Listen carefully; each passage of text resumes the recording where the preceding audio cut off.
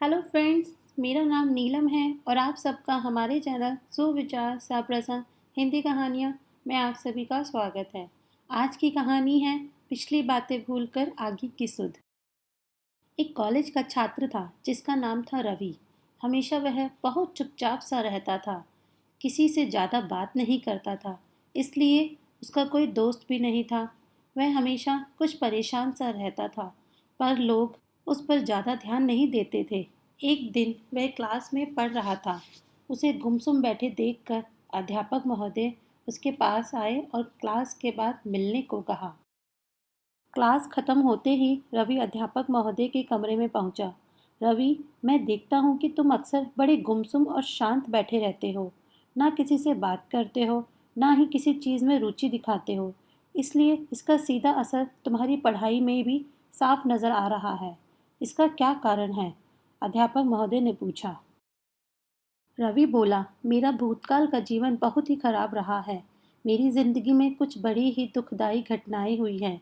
मैं उन्हीं के बारे में सोचकर परेशान रहता हूँ और किसी चीज़ में ध्यान केंद्रित नहीं कर पाता हूँ। अध्यापक महोदय ने ध्यान से रवि की बातें सुनी और मन ही मन उसे फिर से सही रास्ते पर लाने का विचार करके रविवार को घर पे बुलाया। रवि निश्चित समय पर अध्यापक महोदय के घर पहुंच गया। रवि, क्या तुम नींबू शरबत पीना पसंद करोगे? अध्यापक ने पूछा। जी, रवि ने झिझकते हुए कहा। अध्यापक महोदय ने नींबू शरबत बनाते वक्त जानबूझकर नमक अधिक डाल दिया और चीनी की मात्रा कम ही रखी। शरबत का एक घूंट पीते ही रवि ने अजीब सा मुंह बना लिया। अध्यापक महोदय ने पूछा, क्या हुआ? तुम्हें ये पसंद नहीं आया क्या? जी, वो इसमें नमक थोड़ा अधिक पड़ गया है। रवि अपनी बात कह ही रहा था कि अध्यापक महोदय ने उसे बीच में ही रोकते हुए कहा, ओफो, कोई बात नहीं, मैं इसे फेंक देता हूँ। अब ये किसी काम का नहीं रहा। ऐसा कहकर अध्यापक महोदय गिलास उठा ही रहे थे कि रवि ने उन्हें रोकते हुए कहा, नमक थोड़ा सा अधिक हो गया है, तो क्या हम इसमें थोड़ी और चीनी मिला दें तो ये बिल्कुल ठीक हो जाएगा। बिल्कुल ठीक रवि, यही तो मैं तुमसे सुनना चाहता था। अब इस स्थिति को तुम अपनी ज़िंदगी से तुलना करो। शरबत में नमक का ज़्यादा होना ज़िंदगी में हमारे साथ हुए बुरे अनुभव की तरह है, और अब इस बात को समझो। शरबत का स्वाद ठीक करने के लिए हम उसमें से नमक नहीं निकाल सकते। इसी तरह हम अपने साथ हो चुकी दुखद घटनाओं को भी अपने जीवन से अलग नहीं कर सकते।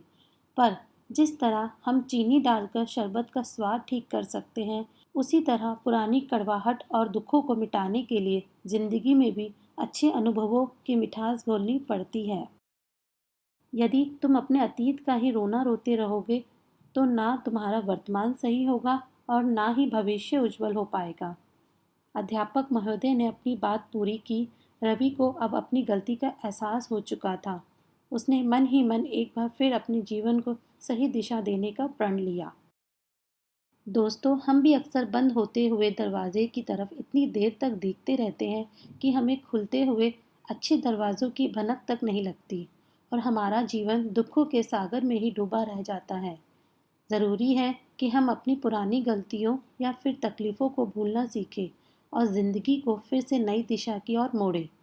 सदैव खुश रहिए। आपको हमारी कहानी अच्छी लगी हो तो लाइक, शेयर एंड कमेंट करना ना भूलें। धन्यवाद।